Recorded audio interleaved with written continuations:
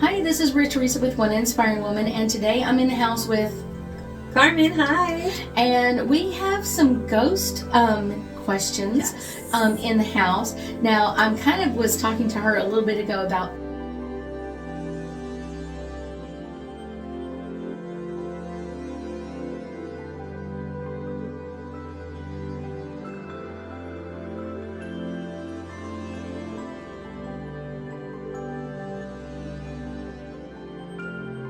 National Paranormal Day, so that's always a fun one. And just wait, you're going to see a couple of ghost videos on that one.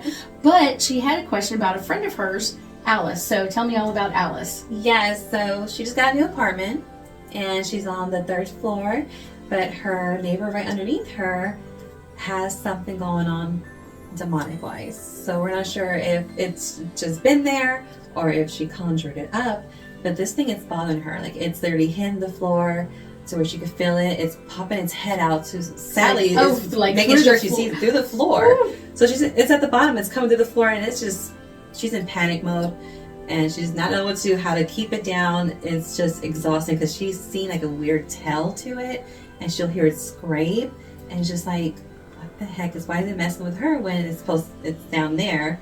And how can she help to keep it down and help herself? There's a couple of layers in this. One is that it attached itself to the neighbor itself. Mm-hmm. But usually what happens is when someone starts having like demonic energies or whatever else, usually they go to the doctor because they'll usually physically upset you, and then you're going to the doctor going like, I have a lot of anxiety, a lot of fear, a lot of trauma, all this kind of stuff. So usually what does the doctor do? They put you on medication. So then you're less likely to see it or be able to connect to it and get rid of it. So then it starts kind of like, would it make it worse? It wouldn't necessarily make it worse, but it's like it's wanting your attention. Mm-hmm. And so it's like now it's going to go to other people to get their attention. But it's going to do it in a way that's going to make you look bad. So it's popping through the floor, it's making scratchy noises and loud noises to the person, probably not just her on the upper floor, but the people around them as well, because apartments are all connected. So it's kind of like, oh, okay. So it's like they're just bouncing around, messing with everybody else. Messing with everybody else. And then so everybody in the apartment complex is going to be like, they're horrible, they're a bad neighbor, they're making noises in the middle of the night, they're doing this. So that's kind of part of it. There's a couple of things that you can do to get rid of it or kind of seal your thing. One of the things is to do a real cleanse on what your property is.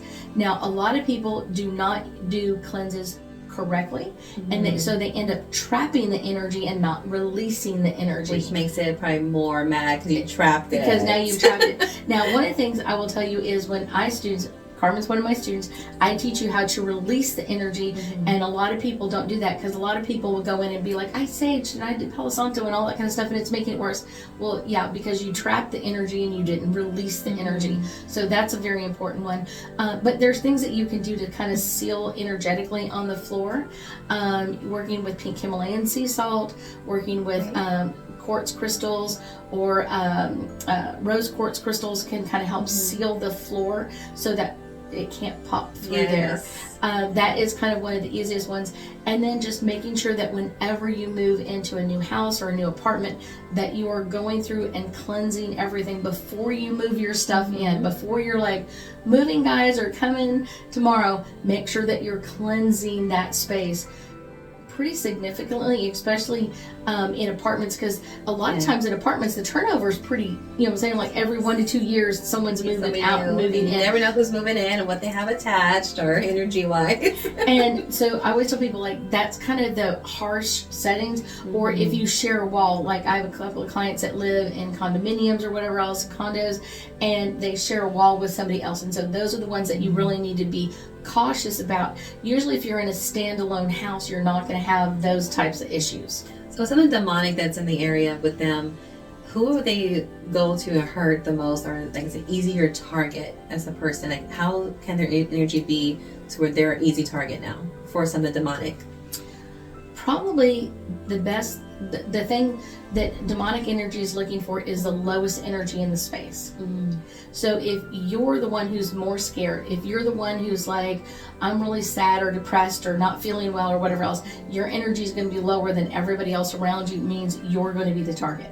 So how about those who are like drinkers or abuse drugs, would They those are be the lowest ones and everything else. Well, so let's go into the energy of why would someone drink. Usually drinking is associated with anger and frustration, and that lowers your energy. Yes. Usually doing drugs is like you want to check out, or you don't want to feel anything anymore. Yes, for what they're going through in their What lives. they're going on through in their lives, and so it's like they're going to be like the lower ones on the totem pole. So that's kind of going to be the ones that are going to have to deal with this more often. And then a lot of times, because their energy is lower, that just going to be even lower, even lower, even lower. Oh my goodness. And you're going to get more and more negative energy around you. Now, you can pull it out and you can remove the energy, but it takes time and effort to kind of clear it out. Oh my goodness. So I did hear a story once where these guys are all roommates inside of a little home, just themselves, but they were very heavy drinkers, heavy drugs. And sadly, the main one who was getting attacked the most, he ended up committing suicide, and they believe it was caused by the demonic thing. And then he jumped to mess with somebody else in the house, like really focusing on one person.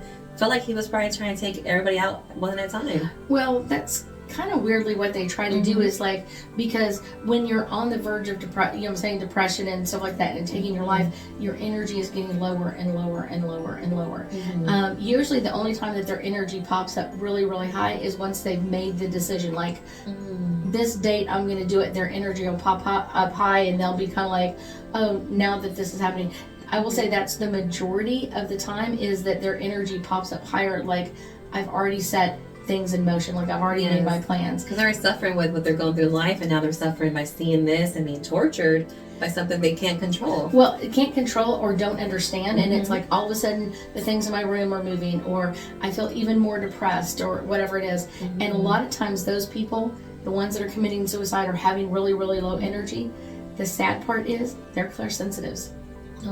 They just had so much negative energy like stick to them that it's kind of like dragging them down. And I almost think of like a football player, when the football player has the thing and like all these people run and jump on their energy and kind of like, let me slow you down, let me pull you back. That's kind of what that negative energy is doing. And some of that is like grief and sadness and anger and hostility, or whatever you've been through. Any kind of abuse is like pulling you down, and the more you let it pull you down and don't release it, the more it's going to hang on.